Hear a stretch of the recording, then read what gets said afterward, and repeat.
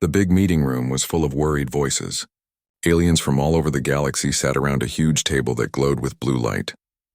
They were all talking at once, and none of them looked happy. Ambassador Q-Min from the Altarian Republic stood up. His tall, thin body cast a long shadow on the wall. He looked at the big screen that showed a picture of a small blue planet called Earth. Next to it was a much scarier picture, 200 huge warships floating in the darkness of space. The Zilithian Empire has done it again, Q-Min said in a tired voice. They found a new planet with people on it. Now they want those people to give up or die. General Vextar laughed. He was a big alien with 4 arms and red skin. The humans should just give up. Look at those Zilithian ships. Each one can destroy a whole city. 200 of them could turn that little planet into dust. Counselor Heywan did not laugh. She was small and covered in soft gray fur. Her big eyes looked worried. Something feels wrong about this, she said quietly. The humans are not acting like other new species do. On the screen, they could see what the humans had sent to meet the Zilithian fleet. It was just one ship. One small, simple-looking ship that was flying straight toward 200 enemy vessels. Are they crazy? Asked another alien. Do they not understand how space wars work? Q-Min touched a button, and the screen showed more details about the human ship. It was called the UES Persistence. It was only 800 meters long, tiny compared to the massive Zilithian warships that were each over 2,000 meters long. Maybe they are just brave, said Heywan. Or maybe they know something we do not know.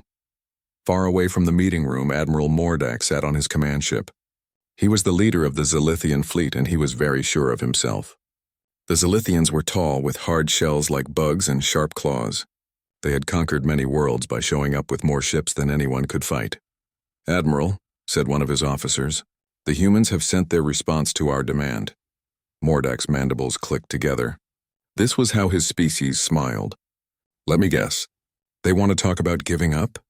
No, sir. They sent one ship. It is coming straight at us. Mordak stood up so fast that his chair fell over. One ship?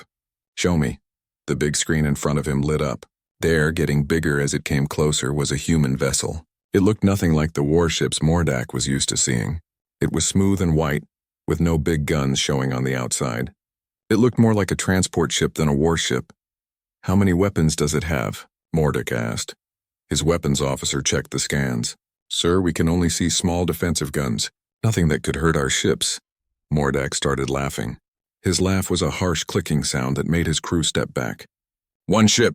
They sent one ship to fight 200. These humans must be the most foolish species in the galaxy.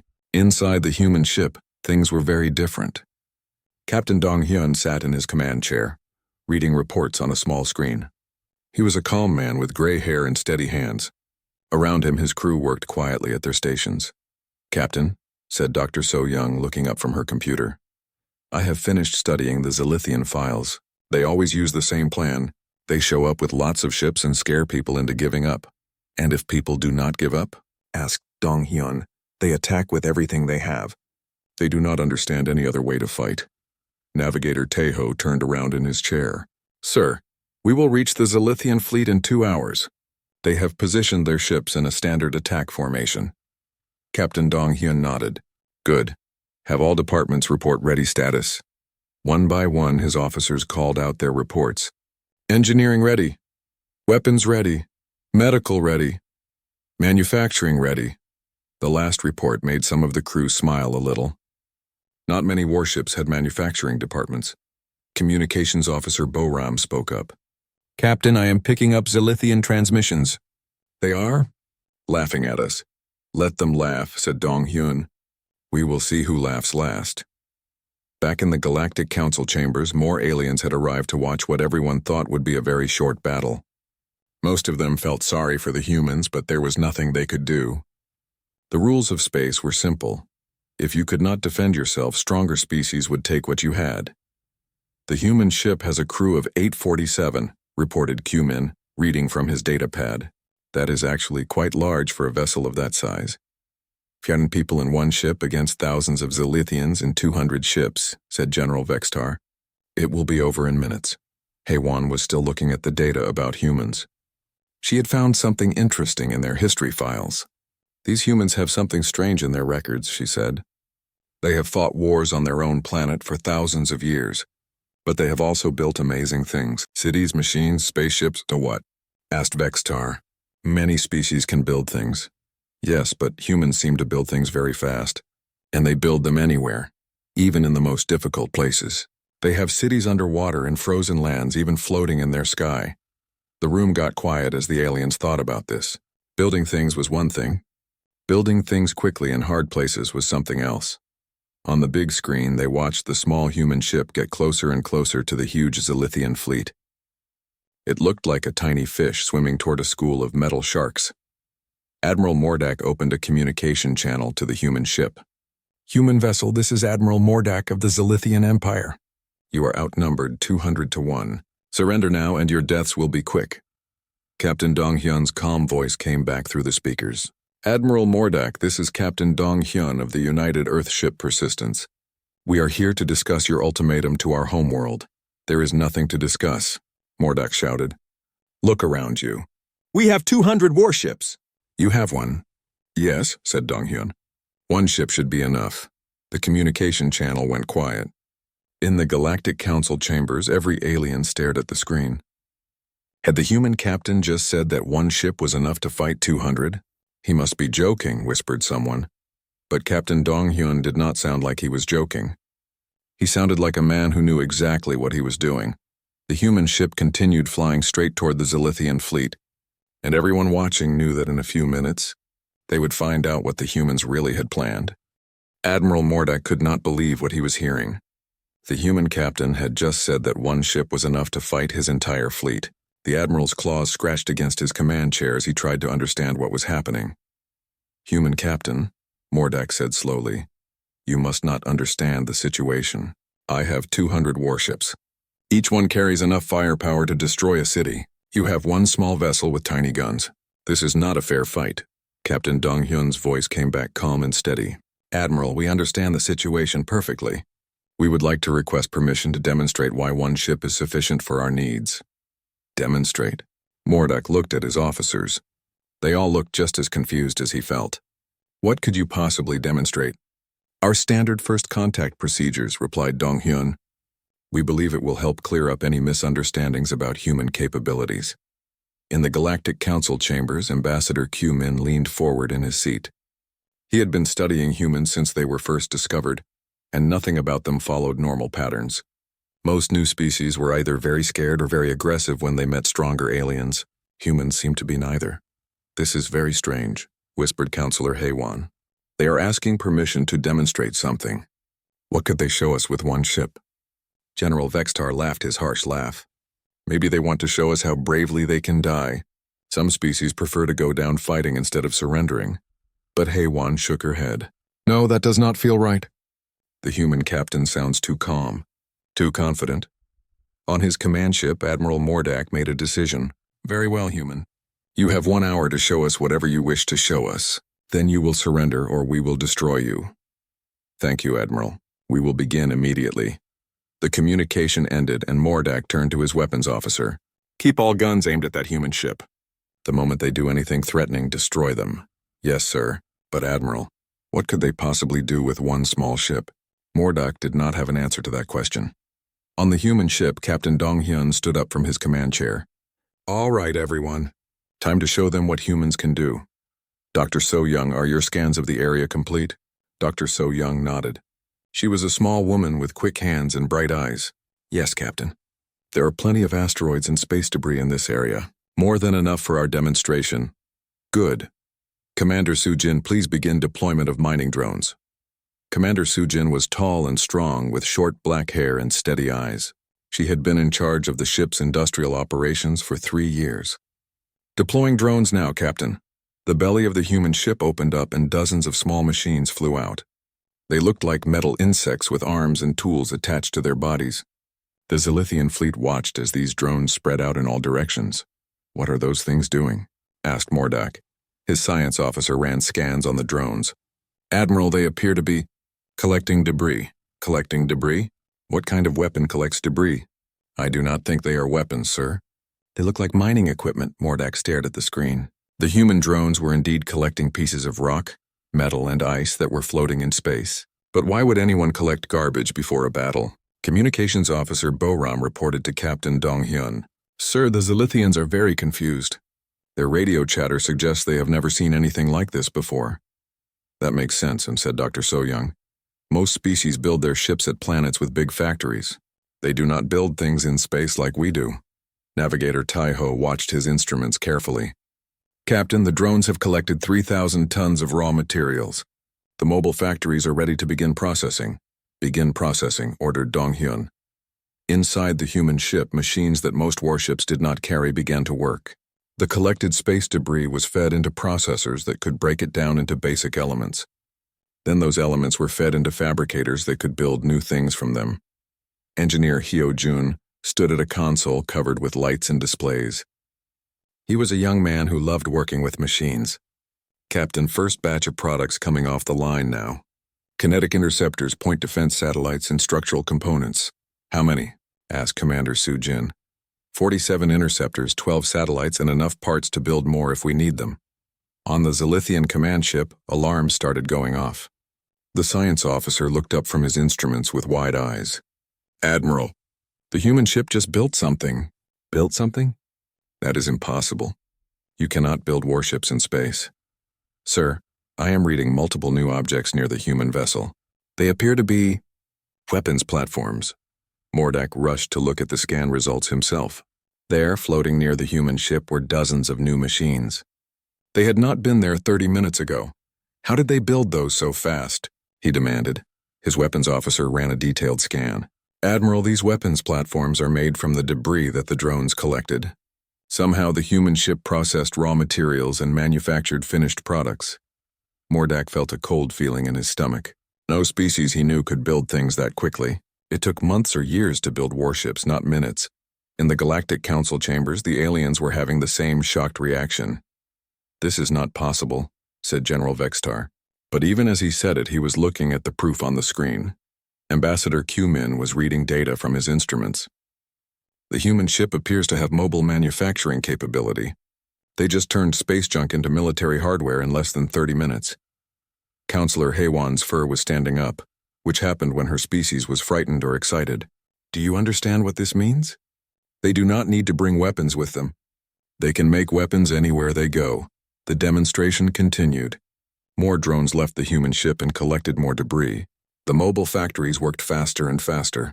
Soon there were not just dozens of new weapons platforms, but hundreds. Captain Dong-hyun opened a communication channel to the Zilithian fleet. Admiral Mordak, how is our demonstration proceeding? Mordak's voice sounded different now, less confident.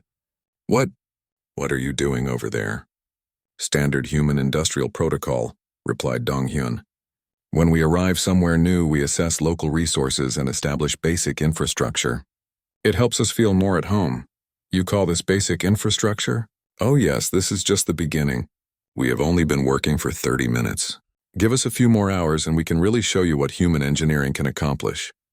The communication ended, leaving Mordak staring at his screens. The space around the human ship was now filled with hundreds of new machines all built from garbage. And according to the human captain, they were just getting started. Dr. So-young turned to Captain Dong-hyun. Sir, shall we move to phase 2 of the demonstration? Not yet. Let them think about what they have seen so far. Sometimes the best way to avoid a fight is to let the other side realize they do not want to start one. On the Zilithian command ship, Admiral Mordak was beginning to understand that he had made a terrible mistake. He had thought he was facing one small ship with a tiny crew. Instead, he was facing something he had never seen before, a species that could turn any location into a fortress in less than an hour. The question was no longer whether the humans would surrender. The question was whether Mordak's fleet could escape before the humans decided they were a threat that needed to be removed. Admiral Mordak stood in front of his main screen, watching the impossible happen right in front of his eyes. The space around the human ship now looked like a busy construction site. Hundreds of machines moved back and forth, building more machines, which then built even more machines. His weapons officer spoke in a quiet voice. Admiral, should we attack now before they build even more weapons? Mordak's claws tapped against his command chair. How many weapons platforms have they built so far? Over 400, sir. And the number keeps growing. How many do we have on all of our ships combined? The weapons officer checked his computer. About 200, sir. But, Admiral, they are still building. At this rate, they will have more weapons than us within 2 hours. Mordak felt sick. He had started this day thinking he would scare some weak humans into giving up. Now he was watching them build a fleet out of space garbage. Captain Dong Hyun's voice came over the communication system again. Admiral Mordak, are you ready to see the next part of our demonstration? There is more? Mordak's voice cracked a little. Oh yes, we have barely started. Dr. So-young, please explain to the Admiral what we are doing. Dr. So-young's calm voice filled the Zilithian command bridge. Admiral, what you have seen so far is just basic resource collection and simple manufacturing. Now we will show you human engineering at work. On the human ship, Engineer Hyo-jun was smiling as he watched his instruments. Captain, the mobile factories have reached full production speed. We are now producing 1 complete weapons platform every 2 minutes. And the drones? Asked Commander Soo-jin. The original mining drones have built 200 more mining drones. Those drones are building 400 more. In 1 hour, we will have over 3,000 drones collecting materials. Captain Dong-hyun nodded. Good. Begin construction of the defense grid. What happened next made every alien watching hold their breath. The weapons platforms that the humans had built started working together. They moved into positions around the Zilithian fleet, forming a perfect circle.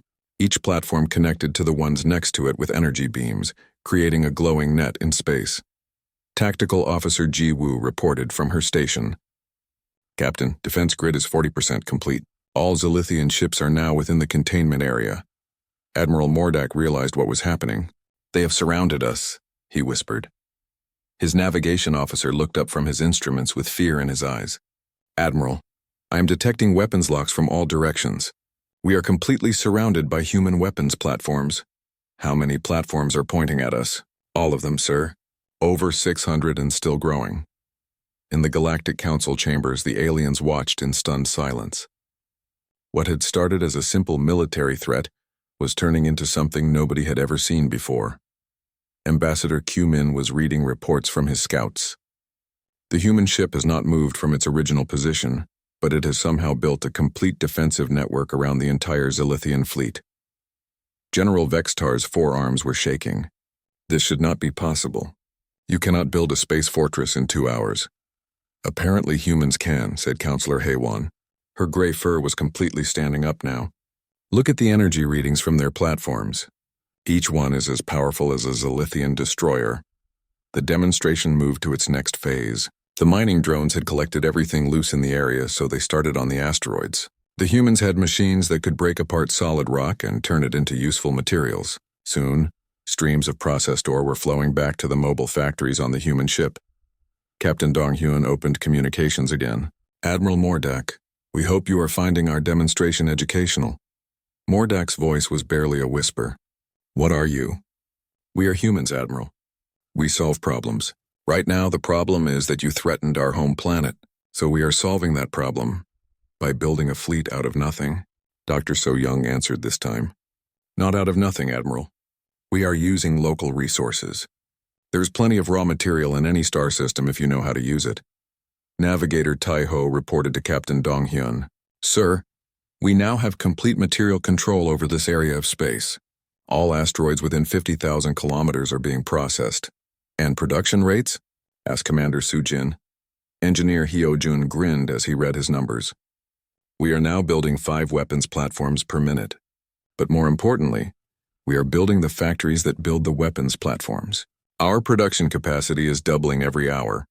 On the Zilithian command ship, the science officer made a discovery that terrified everyone.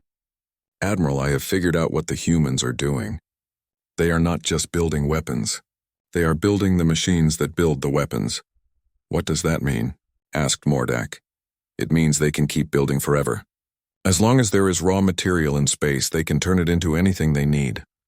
Mordak looked at his fleet of 200 warships.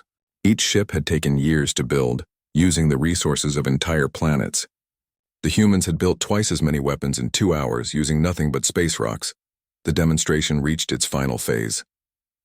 The weapons platforms began building new platforms on their own. Soon there were not just hundreds of human machines in space, but thousands. They formed layers of defense around the Zilithian fleet, creating a trap that no ship could escape from. Communications Officer Bo-Ram reported to Captain Dong-hyun. "Sir, I am receiving surrender requests from 17 Zilithian ships.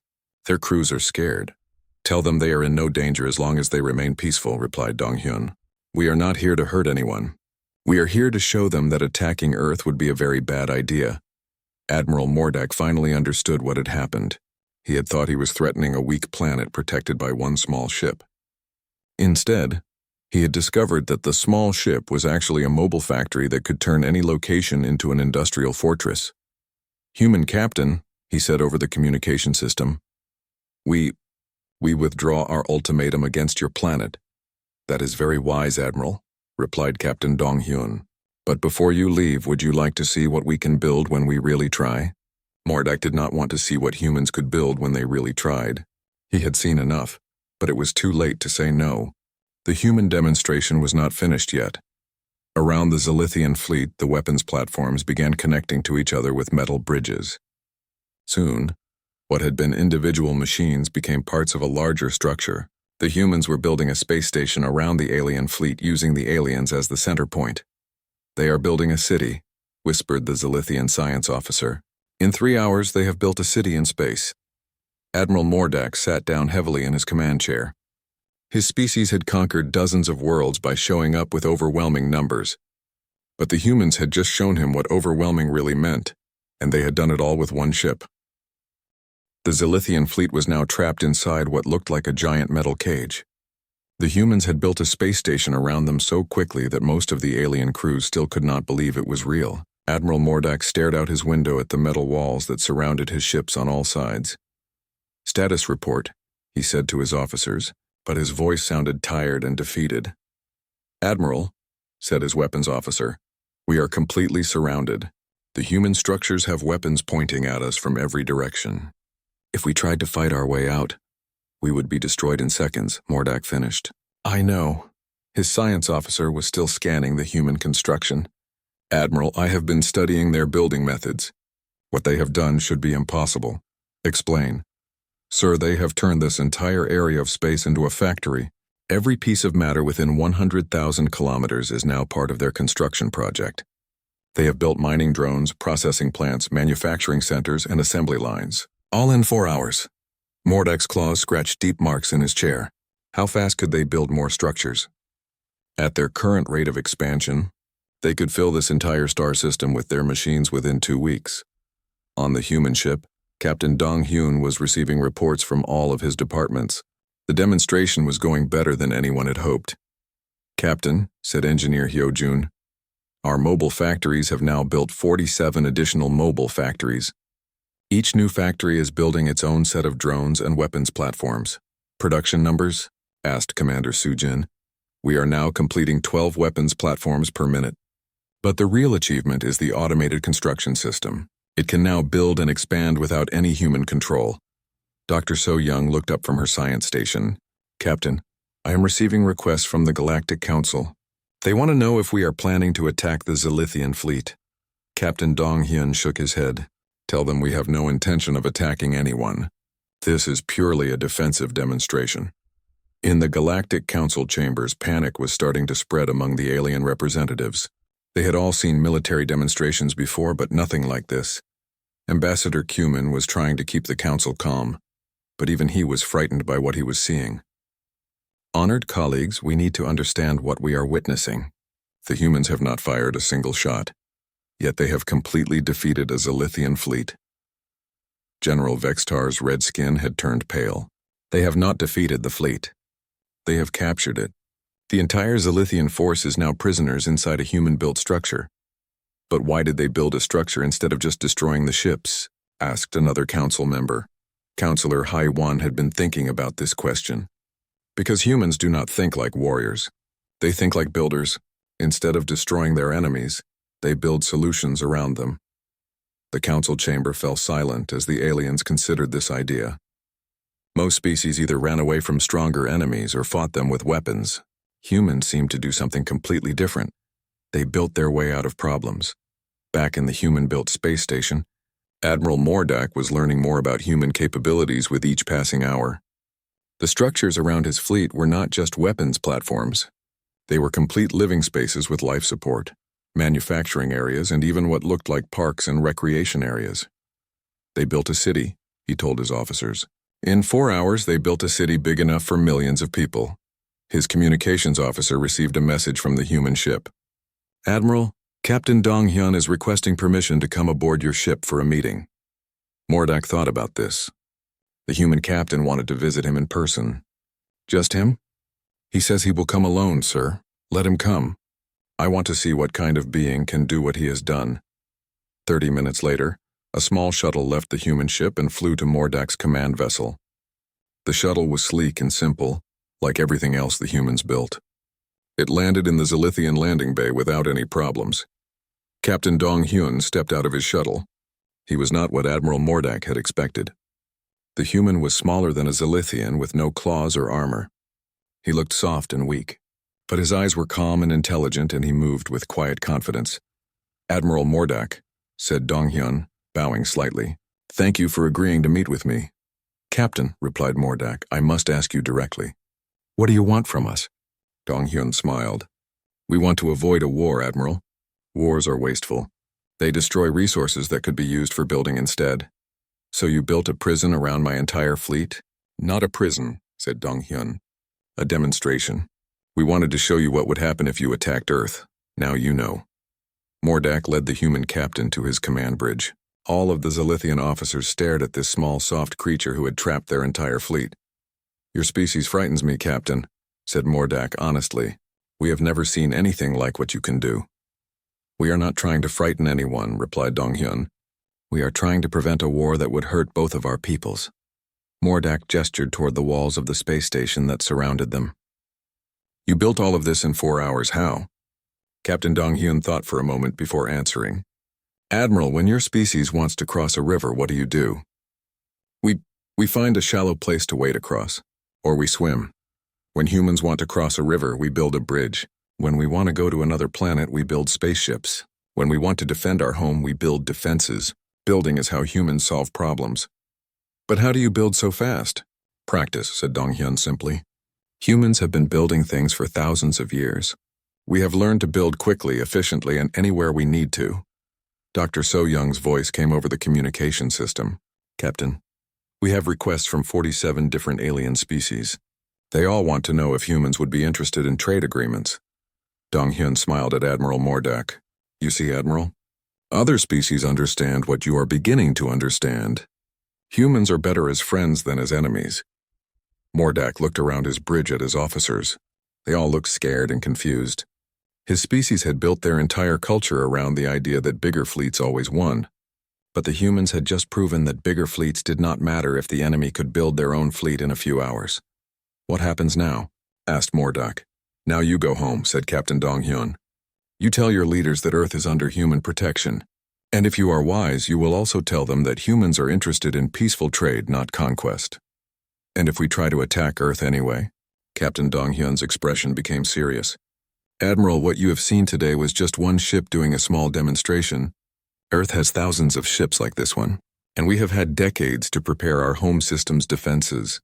Mordak understood. If one human ship could build a space city in 4 hours, what could thousands of ships do given weeks or months to prepare?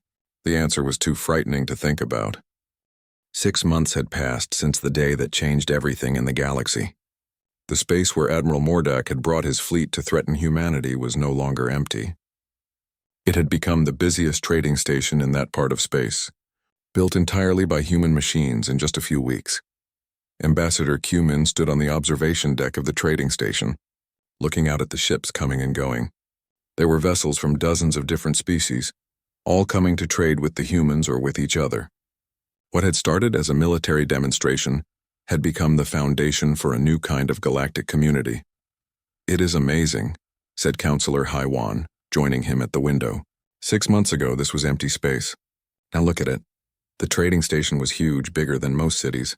It had docking bays for ships, living areas for thousands of different species, factories that could build almost anything, and even parks with plants and animals from many different worlds. All of it had been built by human machines working day and night. The humans offered to give us the station for free, said Q-Min. They said they built it as a demonstration, and now they wanted it to serve the whole galaxy. That is very human, replied Haiwan. They build something amazing, then give it away to make friends. In another part of the station, Admiral Mordak was meeting with human traders. His own ship was docked nearby, loaded with Zilithian goods to trade for human technology. The meeting that was supposed to end with humanity's surrender had instead created the most profitable trade route in Zilithian history. Captain Dong-hyun, said Mordak, my government wants to know if humans would be interested in helping us build better factories on our worlds. Captain Dong-hyun, who now spent most of his time managing the trading station, smiled. Of course, Admiral. We always enjoy helping others learn to build things more efficiently.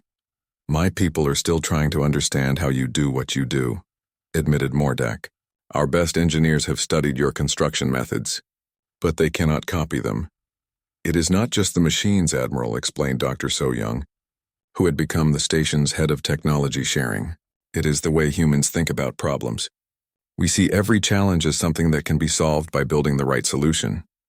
Engineer Hyo-jun, now in charge of the station's construction systems, added, Admiral, your people try to build one perfect ship that will last forever. Humans build many simple ships that can be improved quickly.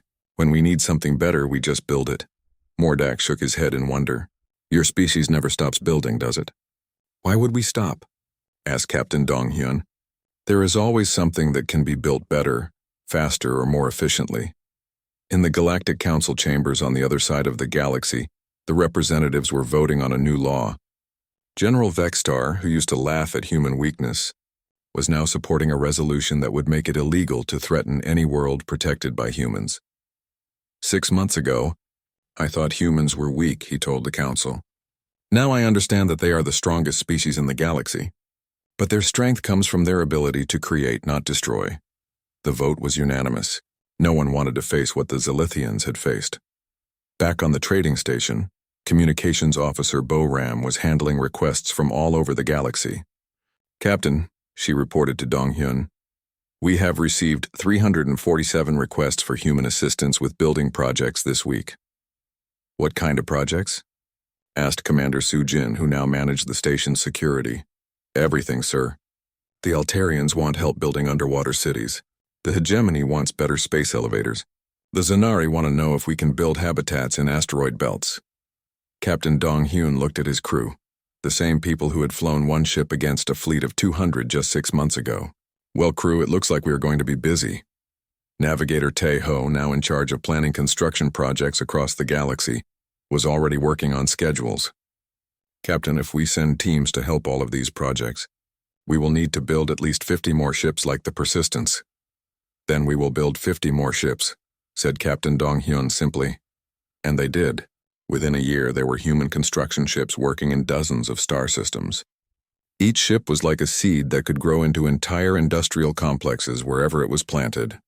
Species that had been enemies for centuries found themselves working together on human-designed projects that benefited everyone. The Galactic Council created a new category of membership just for humans. They called it Builder Species, and gave humans the right to help any world that requested their assistance. Some species joked that humans had conquered half the galaxy without firing a shot. They had just built things until everyone wanted to be their friend. Admiral Mordak, who now served as the Zilithian ambassador to the trading station, often thought about that day when he had faced one human ship with his fleet of 200. He had learned something important that day. Numbers did not matter if your enemy could create their own numbers out of nothing but space rocks and determination.